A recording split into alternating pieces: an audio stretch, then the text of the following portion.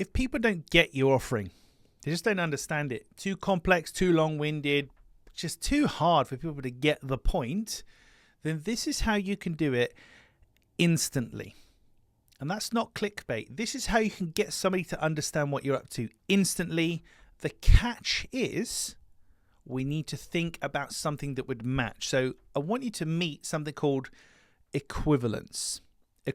Now this, for me at Clear Sales Message, is a tool in my toolbox I use all day, every day to help people get it straight away, instantaneously, because we're taking something people already understand or they're familiar with, and we're just transposing and comparing that across to the new thing they don't yet understand or they're not really sure about.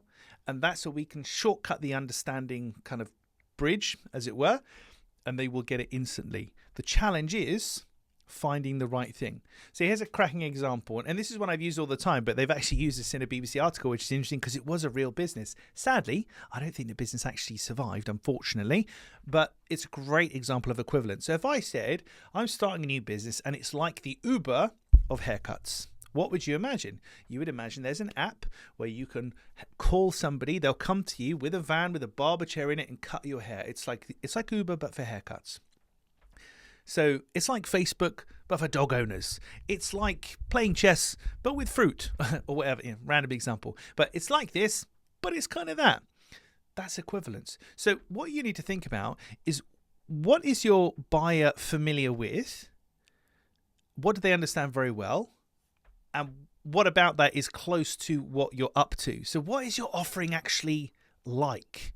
What is your offering like? Now, I wouldn't, as much as I'm using that as an example, I wouldn't use other business brand names in your thing because it's just pointless. You're going to be sending attention and stuff to other brands. That's irrelevant, and they might get upset that you're using your brand. But if you say, look, Clear Sales Message, it's a bit like a dictionary, but it's online or whatever, something like that. So it's like this, but it's that. That is what we're looking for. What is your offering like? Because if you can find a good enough example for that, then your buyers are going to get it instantly, absolutely instantly, as long as you've picked the right thing that you can kind of compare it to. For me and my own business, we have messaging guidelines, branding guidelines, so people understand logos, fonts, colors. They've either got branding guidelines or they know they should have them, so they're familiar with that, but they're less familiar with the bottom one there, messaging guidelines. This is the equivalence. This is how I explain when people say to me, so what do I get? What's the deliverable for Clear Sales Message? I say, well, you understand brand guidelines, these logos, these fonts, these colors. Yeah, brilliant. I produce messaging guidelines, these words, terms, assets, and arguments. So if you know what brand guidelines are, this is visual. Messaging guidelines, it's linguistics. I get it now. So they can instantly understand that because I've compared it to something that it's like. So that title is definitely not clickbait, but with a caveat that you've got to do some thinking here about what are the characteristics of your offering that are like the things that your buyer would be familiar with.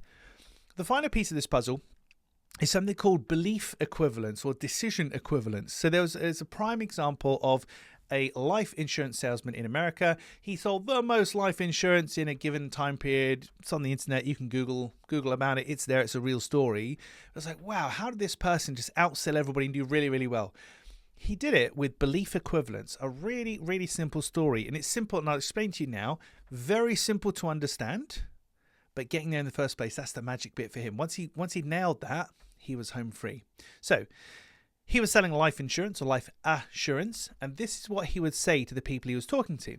Now, I want you to imagine there's a magical money printing machine in your house. A magical money printing machine in your house.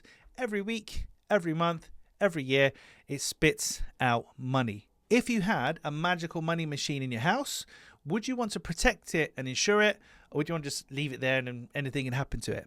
And most people say, oh, no, I'd want to protect that. That sounds amazing. A magical money machine. Awesome. Definitely want to protect that. And then he would turn around and quite simply say, you are the magical money printing machine. You make money every day, every week, every month for your family. You need to be insured because if anything happens to you, then you've got a problem. And by separating out that argument, saying, so if you, this hypothetical argument, if you had this money printing machine, would you want to protect it? Yes, I would. Oh, blimey. Of course I would. And then he says, well, that's you. You're the magical money printing machine. You can't really argue with that, can you? He's got you banged to rights. So, oh my God, I've never thought about it in that way before. So he's using the equivalence of their belief. So if you believe this, then you'll believe that. Or if you'll decide this, then you'll decide that.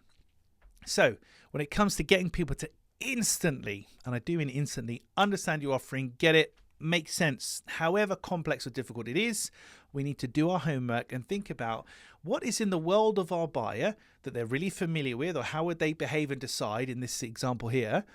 And then how can we compare that across to our offering so we can ask the right question or say the right thing and say, look, it's kind of like Uber, but it's for haircuts.